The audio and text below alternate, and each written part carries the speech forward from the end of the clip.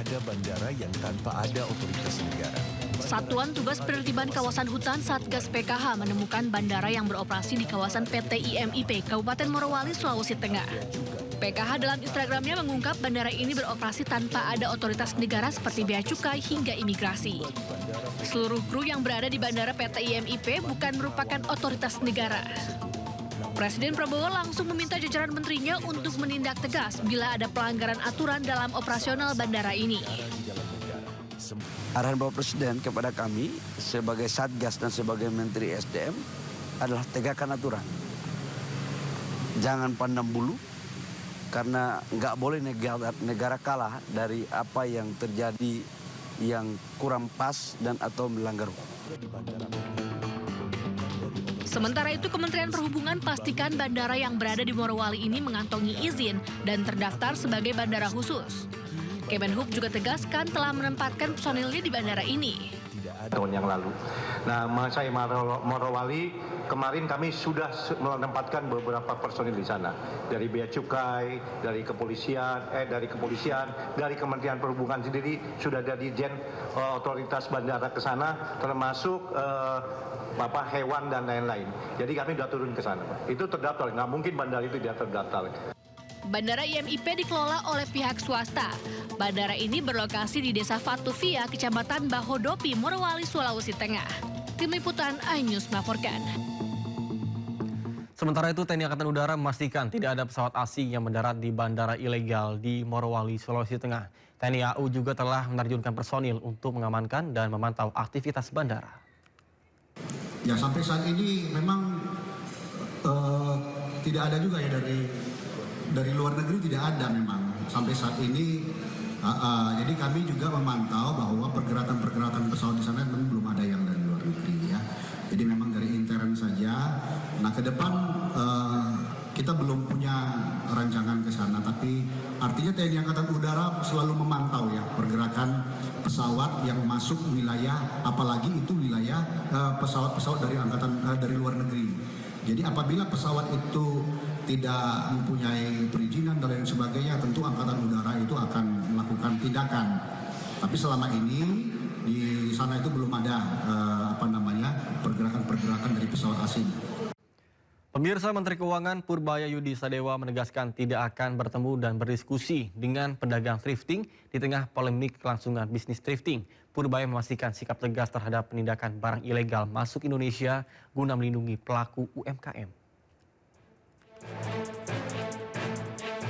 Polemik keberlangsungan bisnis thrifting di tanah air terus bergulir. Menteri Keuangan Purbaya Yudi Sadewa menegaskan tidak akan bertemu dan berdiskusi dengan para pedagang thrifting.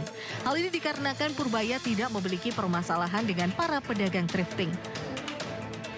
Purbaya mengungkapkan tidak peduli dengan keberlangsungan bisnis thrifting karena barang ilegal yang masuk Indonesia seperti pakaian bekas tetaplah ilegal dan harus dilakukan penindakan.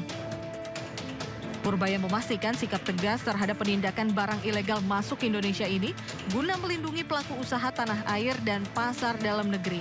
Pasalnya 90% perekonomian Indonesia disumbang oleh permintaan dari dalam negeri. Kita ingin mempertemukan Bapak dengan penjual thrifting, bagaimana Pak pendapat Bapak? Nggak ada kasus kan? Saya posisinya kan jelas.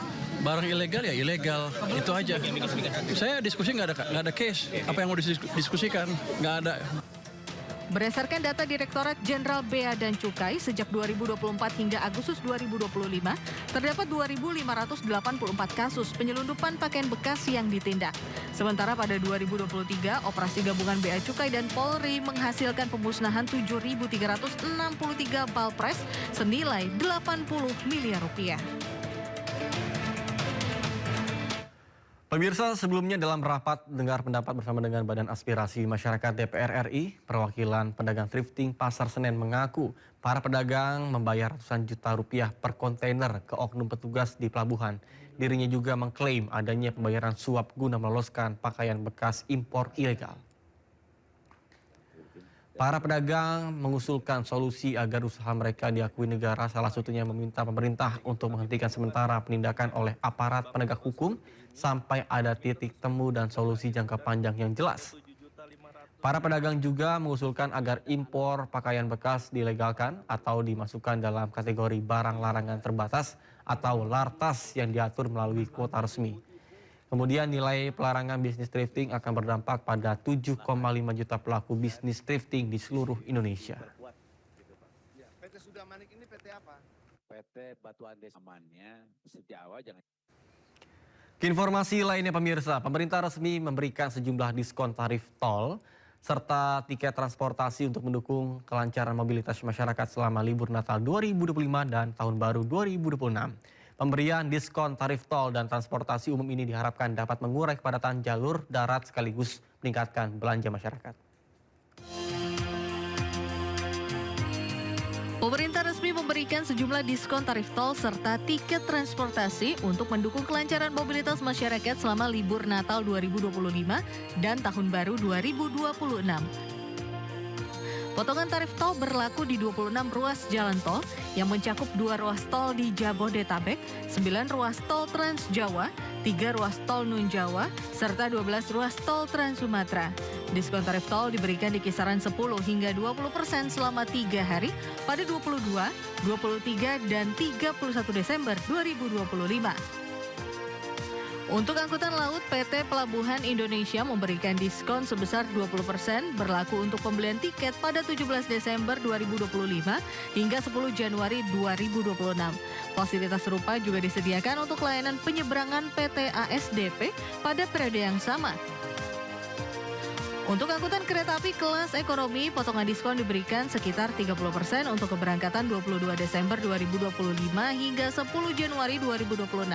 Sementara untuk angkutan udara, pemerintah memberikan diskon berkisar 13 hingga 14% selama periode 22 Desember 2025 hingga 10 Januari 2026. Terkait dengan diskon tarif tersebut mencakup tiket kereta api, angkutan laut, angkutan penyeberangan, angkutan udara, dan dari Kementerian PUPera sudah menyiapkan terkait dengan tarif diskon tarif tol selama 3 hari, 22, 23, dan 31 Desember. Pemberian diskon tarif tol dan transportasi umum ini diharapkan dapat mengurai kepadatan jalur darat sekaligus meningkatkan belanja masyarakat.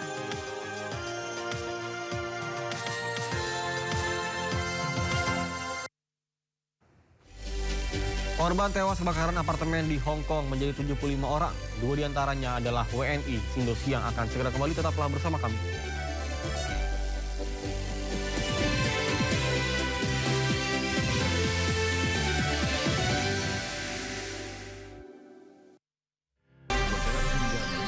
Ragam peristiwa terjadi di banyak tempat. Menelantarkan bayi berusia 3 bulan. Ditemukan narkoba di dalam rumah. Menabrak tiang pipa milik perusahaan minyak dan gas asing. Mengabarkan secara update dan faktual. Warga pun ramai-ramai berjibaku mengevakuasi mobil. Harus menyeberangi sungai Cikaso. Yang menampilkan sejumlah alat yang rusak. Setelah nekat meracik obat.